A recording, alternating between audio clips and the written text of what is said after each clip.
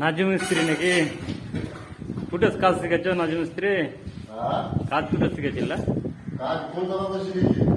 এরকম কাজ করে?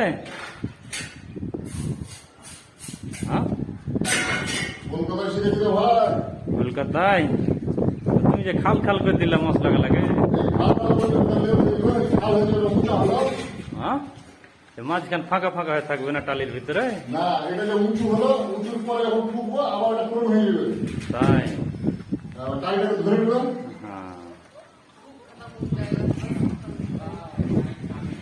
তাহলে তুমি এই কাজ করি বেড়াও?